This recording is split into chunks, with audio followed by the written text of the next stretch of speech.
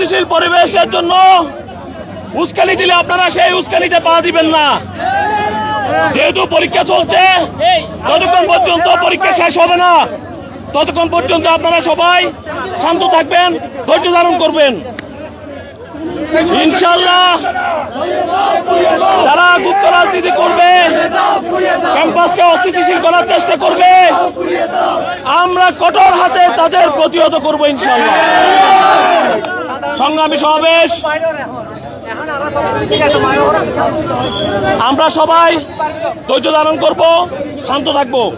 এই মুহূর্তে সংক্ষিপ্ত বক্তব্য রাখবেন চট্টগ্রাম মহানগর ছাত্র দলের সম্মানিত আহ্বায়ক সাইফুল আলম।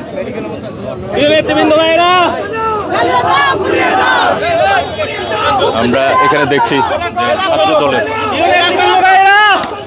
আমরা দীর্ঘ 17 বছর রাজপথে থেকে আন্দোলন সংগ্রাম করে ফ্যাসিস্টের বিরুদ্ধে সামনের কাতার থেকে মোকাবেলা করেছি।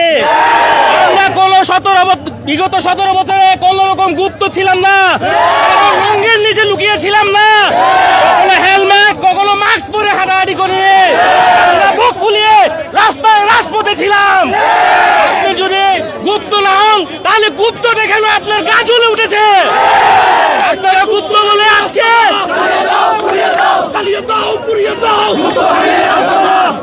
আপনারা গুপ্ত বলেই তো আজকে গুপ্ত শব্দে আপনারা গা জ্বলে উঠেছে।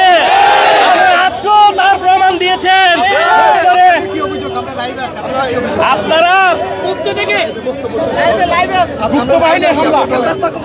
আপনারা আমরা জাতীয়তাবাদী ছাত্র দল সব সময় ঐক্যবদ্ধভাবে রাজপথে থেকে সকল ষড়যন্ত্রকারীদের মোকাবেলা করেছি। আজকেও তার ব্যতিক্রম না। আমরা সামনের সারিতে সবসময় মোকাবেলা করেছি। আপনারা হয়তো বুড়ো দাড়িওয়ালা টুপিওয়ালা কিছু বাকি রাখেন না, আমরাও দেখেছি।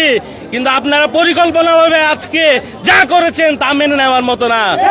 আপনারা অতি বিলম্বে মাপ চাইবেন, না হলে আমরা রাজপথে থেকে দুর্বার আন্দোলনের ডাক দিব। কারণ গুপ্তের বিরুদ্ধে আমরা সবসময় অতীতে যেভাবে গুপ্তরা গুপ্ত ছিল এখনো তারা তা করছে। আমরা কিন্তু ছাত্রদল রাজপথে আমরা সবসময় চাই ক্যাম্পাসমুখী রাজনীতি সুষ্ঠু থাকুক, সুন্দর থাকুক, কিন্তু তা আপনারা বারবার নোংরামির দিকে ঠেলে নিয়ে যাচ্ছেন। আমরা ছাত্রদল আর মানব না। তথ্যটা এখন আমাদের কাছে নেই। মাঝখানে দুই পক্ষের মধ্যে দা পাল্টা দেওয়া ছিল, তা আহত আছে কিনা সেটা আমরা দেখতেছি যে আহত আসলে কারা কারা আছে বা কয়জন, ওই তথ্যটা জানলে জানিয়ে দিতে পারবো। কোনো আতঙ্ক আছে কিনা না, আমরা এখন এই যে এই পরীক্ষা চলছিল আপনারা দেখেছেন যে পরীক্ষা পরবর্তী সময়ে পুলিশের উপস্থিতিতে আমাদের শিক্ষার্থীরা তারা যাতে ভয় না পায় তাদেরকেও আমরা পুলিশই ওই নিরাপত্তার মাধ্যমে বের করে দিয়েছি যাতে কেউ আতঙ্কগ্রস্ত না হয়। তো মূলত যেহেতু ছাত্রদের এই দুইটা পক্ষের মধ্যে এই অসন্তোষ, আমরা আহত কথা বলতেছি যে আসলে তাদের মধ্যে কি নিয়ে ঝামেলা।